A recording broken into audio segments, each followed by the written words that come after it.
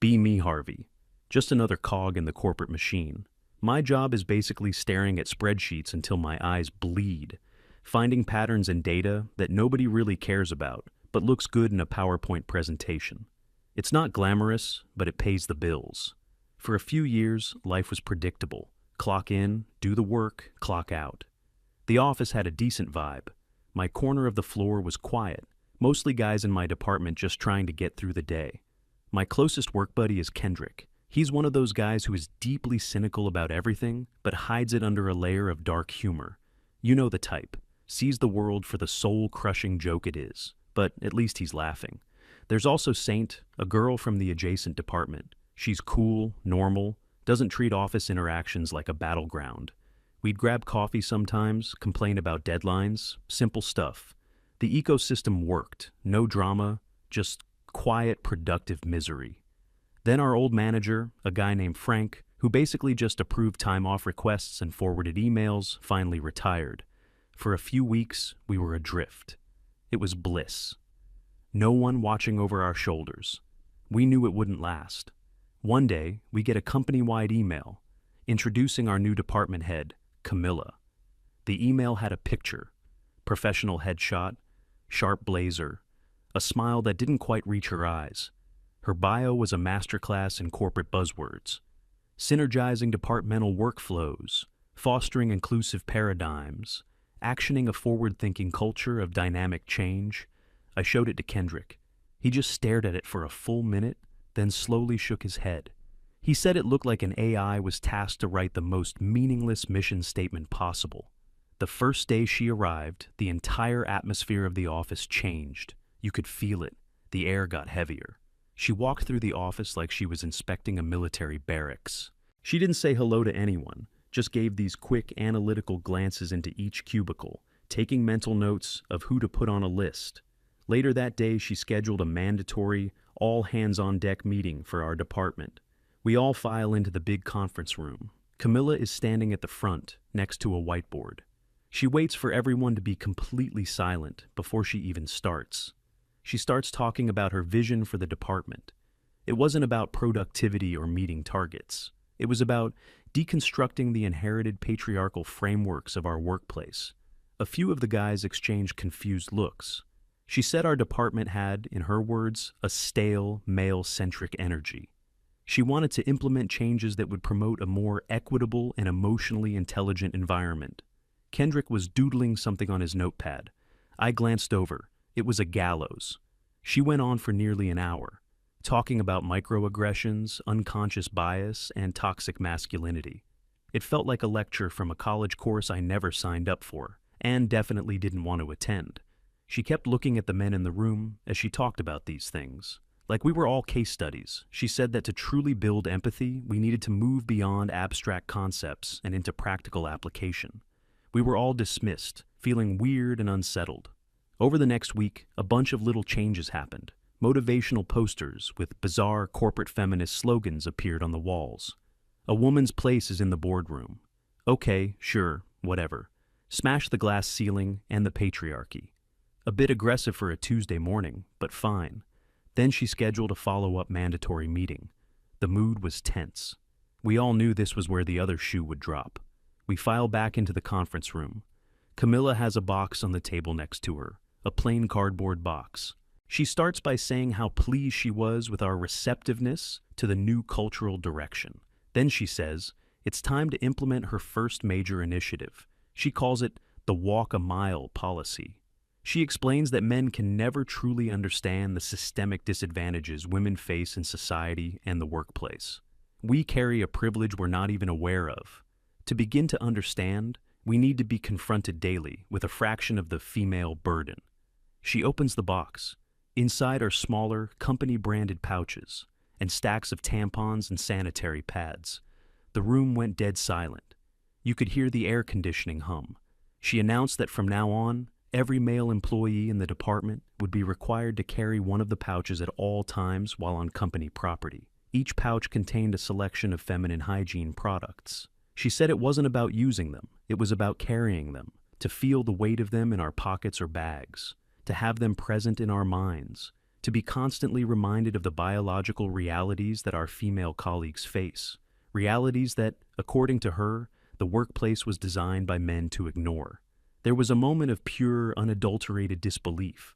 I looked around the room. Everyone's face was a perfect mask of, what the hell is happening? One guy, a quiet coder named Mike, actually raised his hand. He asked very politely if she could clarify the purpose of this, as it seemed unrelated to our work duties. Camilla gave him that smile again, the one that wasn't a smile. She told him that his question was a perfect example of male privilege, the inability to see beyond one's own narrow experience. She said the purpose wasn't to be comfortable, the purpose was to be uncomfortable, to feel a sliver of the discomfort women feel every day. She also mentioned that HR had reviewed and approved the policy as a forward-thinking diversity and inclusion initiative. Checkmate. There was no escape route. The meeting ended. She had an assistant hand out the pouches as we left. It felt like being issued a ball and chain. The men just kind of shuffled back to their desks in a daze. I sat down and just stared at the little pouch on my desk. It felt monumentally stupid, humiliating even. Kendrick came over to my cubicle. He wasn't laughing. He just looked angry. He told me he was going to HR. An hour later, he came back.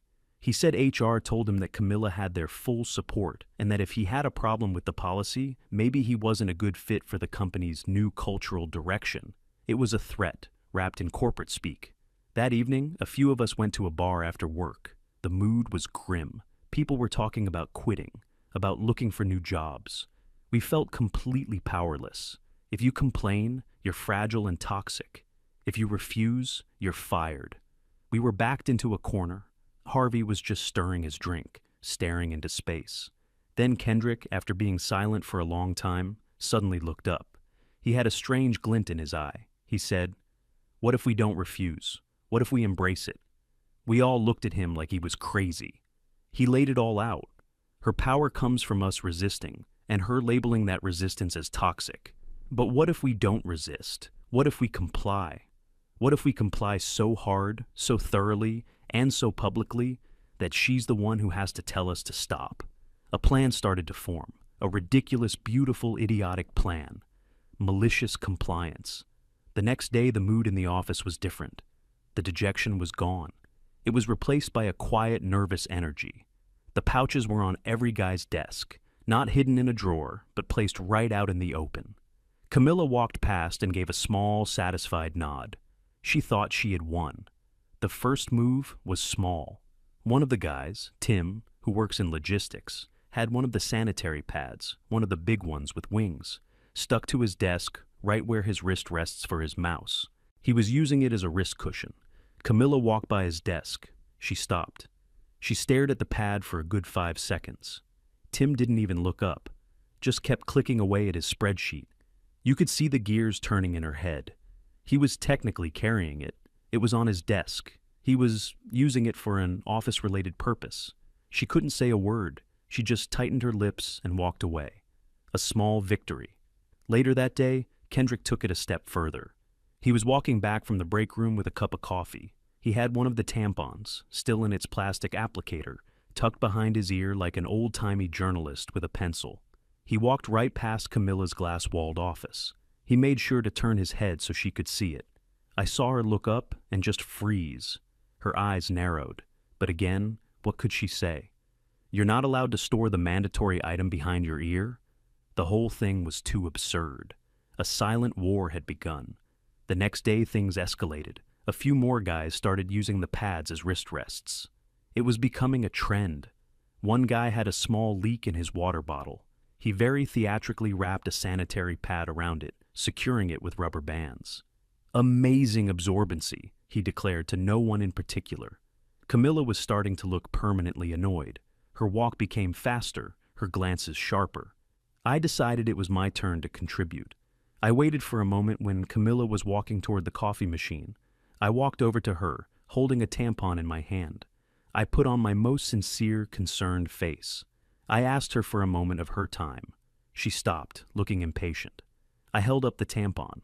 I told her I was taking the initiative seriously and wanted to fully understand the product.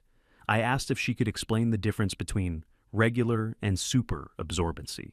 I said I was worried about getting a nosebleed due to the dry office air and wanted to be prepared with the right tool for the job.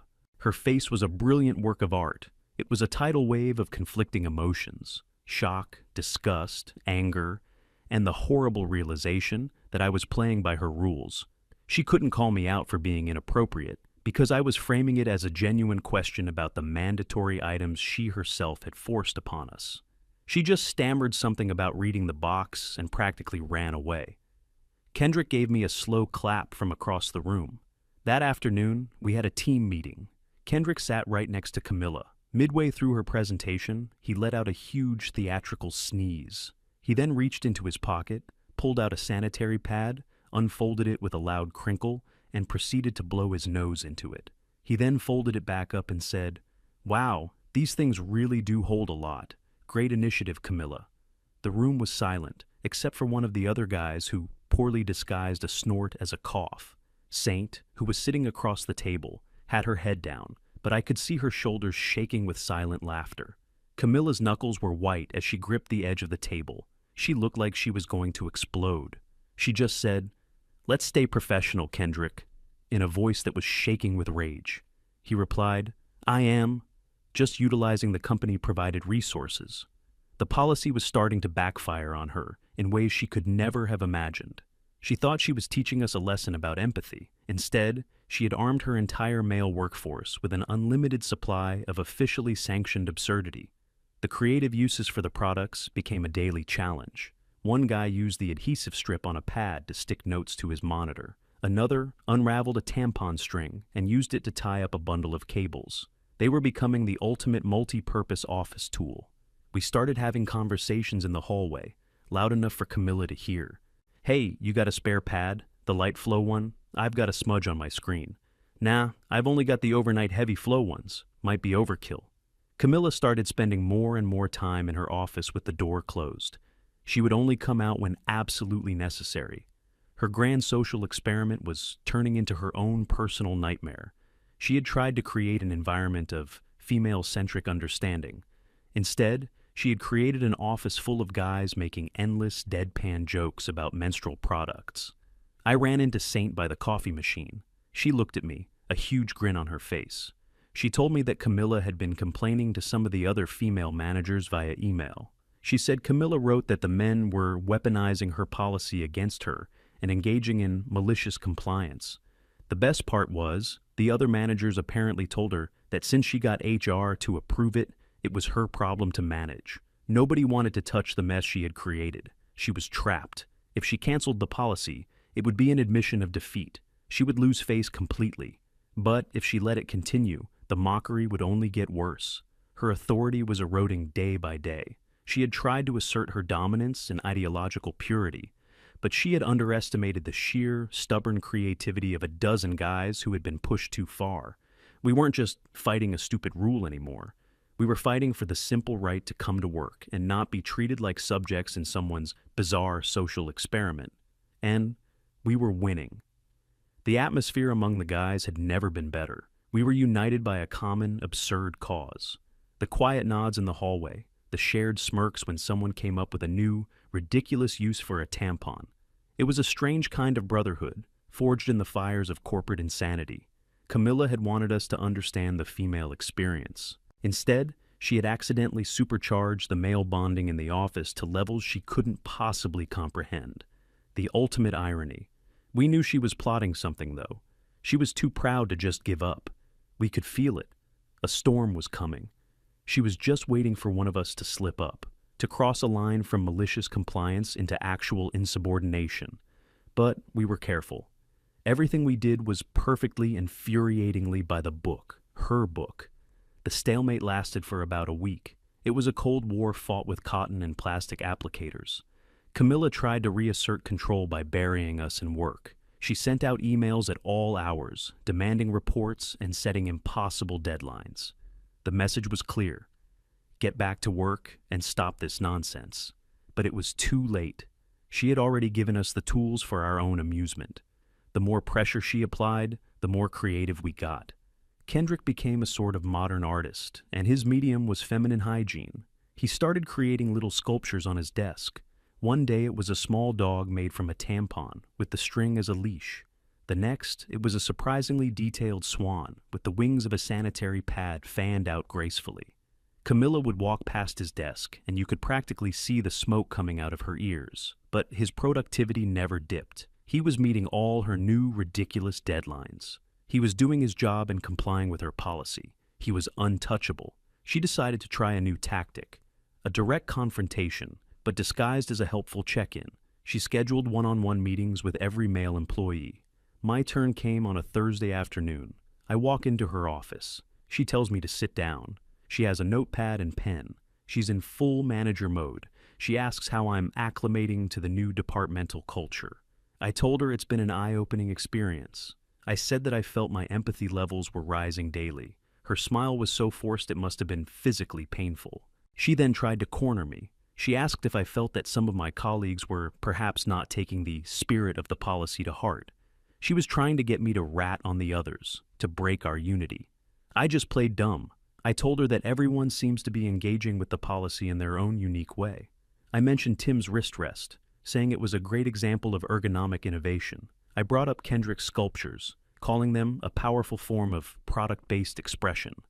I was feeding her own corporate buzzwords back to her. She couldn't argue with her own vocabulary. The meeting was a complete failure for her. She realized we were a united front. There were no weak links. Her frustration was becoming more and more visible. She started making little passive-aggressive comments in team meetings. If a man presented an idea, she'd ask if he'd consulted with his feminine intuition. We just started agreeing with her. Yes, Camilla, I did. And my feminine intuition says this is the most efficient way to structure the database. Every attempt she made to mock us was turned back on her. She had created a monster she couldn't control. The next big escalation came during a departmental presentation. A guy named Dave had to present a quarterly report to the whole team. Dave was usually a pretty shy, quiet guy, but even he had been emboldened by the whole situation. He gets up to the front of the room, project on the screen. He's using a laser pointer, but it's taped to the end of a long plastic tampon applicator. He's using it to point out bar graphs and pie charts. He never acknowledges it. He just presents his data as if he's holding a normal pointer. The sheer deadpan absurdity of it was breathtaking. Camilla, who was sitting in the front row, just sank lower and lower in her chair. She had to sit there for 30 minutes and watch a man use a tampon applicator to explain Q3 revenue projections. After the meeting, she sent out a furious email. The subject line was, "Clarification on policy. 10B, professional conduct." The email stated that while the walk a mile policy was still in effect, all company-provided materials must be handled in a manner befitting a professional office environment. It was a desperate move. The language was intentionally vague because she couldn't explicitly ban the things we were doing without admitting her policy was a joke. Kendrick immediately saw the loophole. He sent a reply-all email to her and the entire department. His email was a masterwork of corporate trolling. He wrote that he was grateful for her clarification and took the issue of professionalism very seriously. However, he continued, since there was no precedent for professional male use of these products, he was concerned that he might inadvertently violate the new rule. Therefore, he requested that she provide a detailed guide, with illustrations if possible, on the approved professional handling techniques for each product. He asked if there was a preferred way to hold a tampon during a meeting. He wondered if sanitary pads should be kept in the left pocket or the right pocket for optimal professional appearance. He finished by saying he looked forward to her guidance so the team could remain in full compliance. Camilla didn't reply. She had been backed into an even smaller corner. She couldn't produce the guide because it would be insane, but she couldn't ignore the request because it was a valid question about her new rule. She was completely paralyzed. From that day on, anytime one of us wanted to annoy her, we'd just email her a polite question about the professional handling guide. Dear Camilla, quick question. Is it considered unprofessional to use the adhesive strip on a pad to remove lint from a suit jacket before a client meeting? She never answered a single one. A few weeks went by like this. The tension just kept building. We knew something had to break eventually. One afternoon, a manager from another division, some guy from finance, came over to our section to ask about a report. He stopped dead in his tracks when he saw our desks. He saw the wrist rests, the cable ties, Kendrick's latest sculpture, a small castle, complete with a tampon string flag. He looked at us like we were a cult. He slowly backed away and went straight to Camilla's office. We saw him through the glass, pointing at our desks and talking animatedly. Camilla just kept shaking her head, trying to downplay it. This was the first sign that her containment of the situation was failing. The absurdity was starting to leak out into the wider company. That evening, Saint sent me a message. She had overheard Camilla on the phone. A huge potential client was scheduled to visit the office in a couple of weeks. They were a big old-school manufacturing company, very conservative. The deal was worth millions. And Camilla was personally in charge of giving them the office tour and the final presentation. This was it, the end game.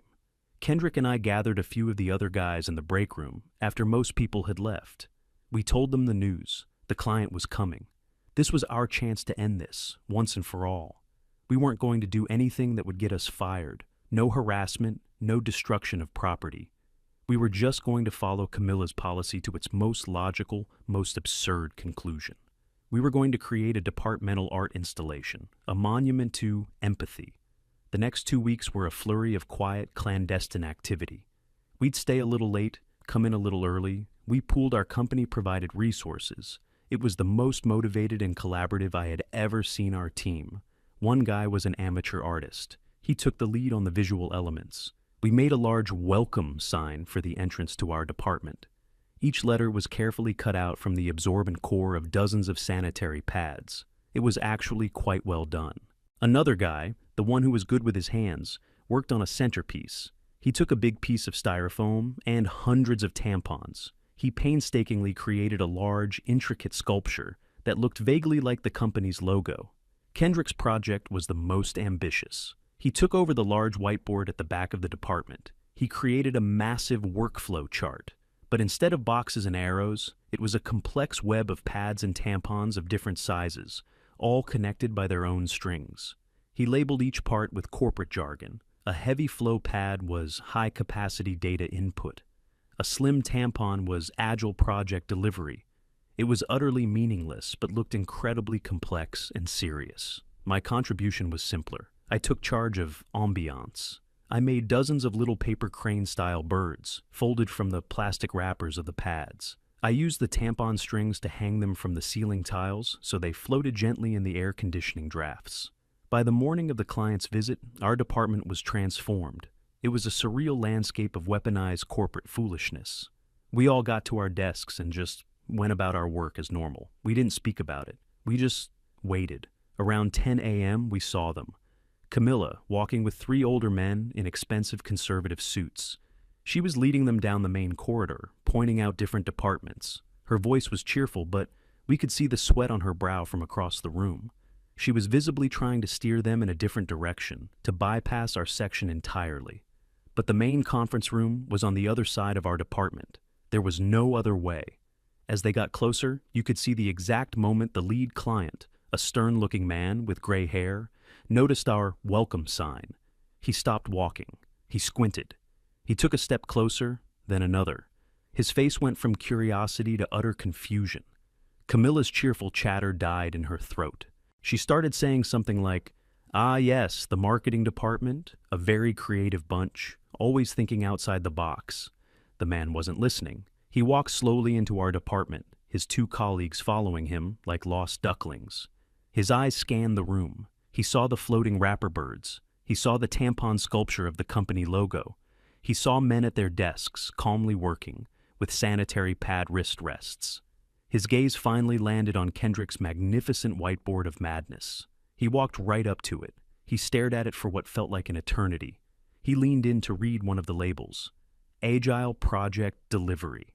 He turned around, very slowly, to face Camilla. His face was no longer confused. It was cold. He looked at her and asked a very simple, very quiet question. "What is this?" Camilla started to panic. The words just tumbled out of her mouth. It was a train wreck of corporate speak and panicked excuses. It's a paradigm-shifting empathy-building exercise, a hands-on, multi-sensory experience. We're deconstructing workplace norms to foster a more inclusive. It's about synergy. The man just held up a hand to stop her. He looked around the room one more time, his eyes lingering on the faces of me, Kendrick, and the others, who were all pretending to be deeply engrossed in our work. Then he looked back at Camilla. He said, "I run a factory with 4,000 employees. We build engines. We don't have time for this." He didn't raise his voice. He didn't need to. The contempt in his tone was enough to freeze the room. "I think we're done here," he said to his colleagues, and with that, they just turned and walked away. Camilla stood there, frozen, in the middle of our masterpiece of maliciousness. She looked utterly, completely defeated. The tour wasn't even halfway done. The multi-million-dollar deal was dead. We didn't cheer, we didn't even smile, we just kept working. The silence was our victory lap. It took less than an hour. We saw the regional director and the head of HR marching down the hallway. They didn't look happy. They went straight into Camilla's office and closed the door. We couldn't hear what they were saying, but we didn't need to. 20 minutes later, the door opened. The director and HR head walked out. Then came Camilla. She was carrying her personal box of things. She wouldn't make eye contact with anyone. She walked the longest, most silent walk of shame I have ever witnessed, right through the department she had tried to reshape in her image. Past the welcome sign, past the logo sculpture, past the empathy birds. And then she was gone. The head of HR, a woman who had previously told Kendrick to suck it up, stopped at the entrance of our department. She cleared her throat. Effective immediately, she announced to the room, the Walk a Mile initiative is terminated. She then turned and left without another word. For a moment, nobody moved. Then Kendrick stood up. He walked over to his absurd whiteboard. He picked up an eraser, and he wiped it all away. That was the signal. Silently, we all started to dismantle our creations. The welcome sign came down. The sculptures were disassembled. The birds were unhooked from the ceiling. We took all the tampons and pads, all the pouches and wrappers, and we threw them in the trash where they belonged. Within 10 minutes, it was like it had never happened. The office was just an office again. Kendrick walked over to my desk. He didn't say anything. He just nodded. I nodded back. We had done it. We had faced the abyss of corporate insanity and stared it down. The next day, we had a new interim manager, a guy from another department. He came in, said hello, told us to just keep doing our jobs, and left us alone. It was beautiful. The peace and quiet felt earned. We had been pushed, and we had pushed back. Not with anger or insults, but with the very tools of our own humiliation. And we had won. The spreadsheets on my screen never looked so good.